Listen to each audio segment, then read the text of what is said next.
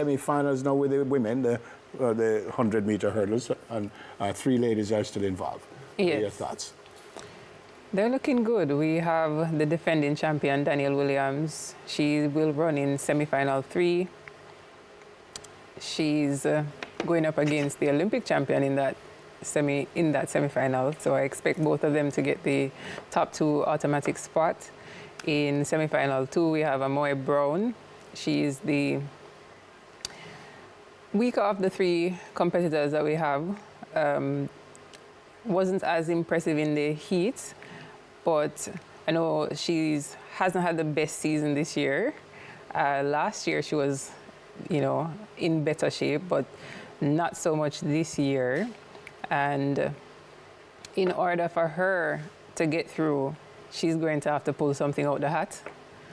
And in semi-final 1, we have Ackera Nugent, who's the fastest Jamaican this year.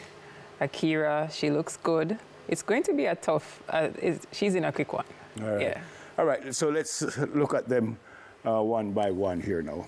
Ackera Nugent, by the way, I have a medal in this race. I have 2. You have 2.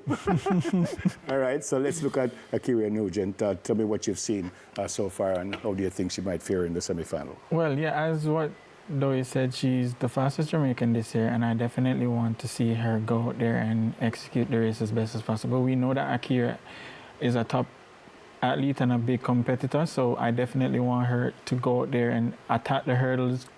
She's not afraid of anyone, so we know that she can PB. I want her to PB, actually, and let's see what it can bring in the final. Yep. Danielle, as you look at her now, she's won a couple of the Grand Slam races. This is Ackera, right? Yes. She won a couple of the Grand Slam races. She did well on the Diamond League in a couple of those races. So she knows who she's going against. She knows what she's up against. Is it far-fetched to think that she could gold here? No, I think this event has earned the name or the title of being one of the most unpredictable events. And any card can play. There are 6 incredible women.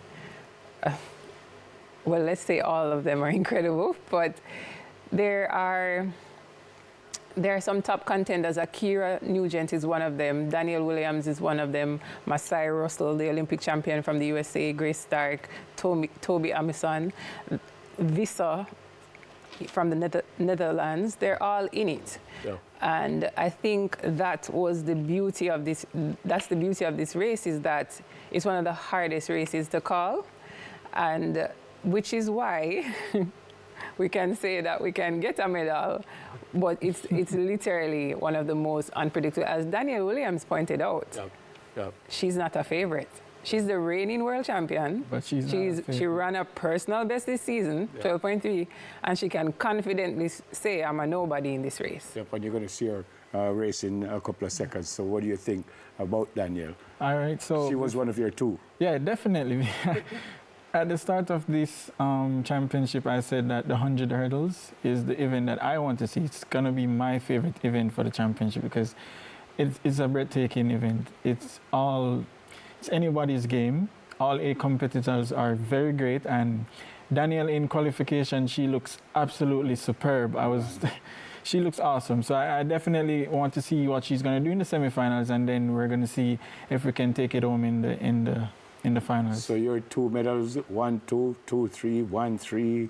I don't remember the order, but I think no, it's not a go. I think it's second and third. Yeah, she second looked and so good in that race. I mean, she won by a gap, didn't she?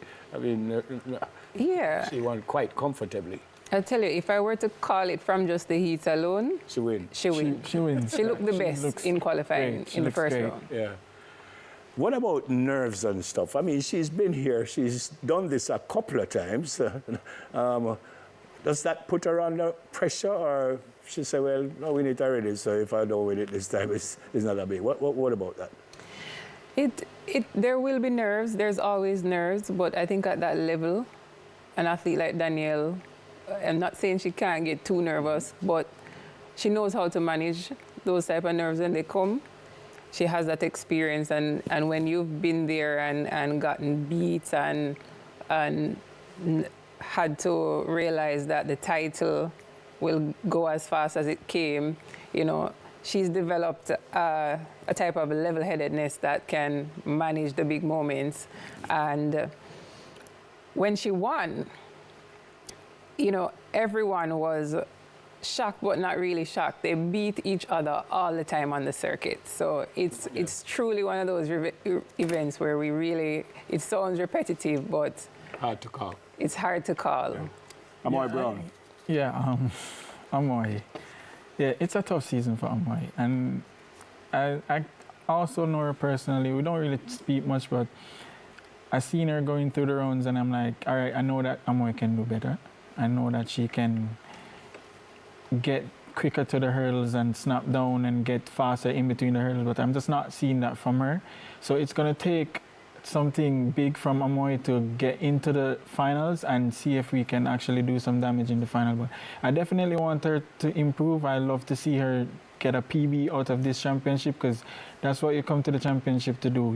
You come to run your best. You don't want to go and, you know, you pick up something in the race and throw off your rhythm and then everything is just off for the race. Yeah, we don't want that. She did 12:82 in the heats. Where does she need to get to get to the final? Let's not go to the podium yet, but where does she need to get to the final? To get to the final, she would have to run close to her personal best, which is about 12:5, 12:6. But it's going to be tough for her. It's not. The odds are not in her favor to get into the final. I agree.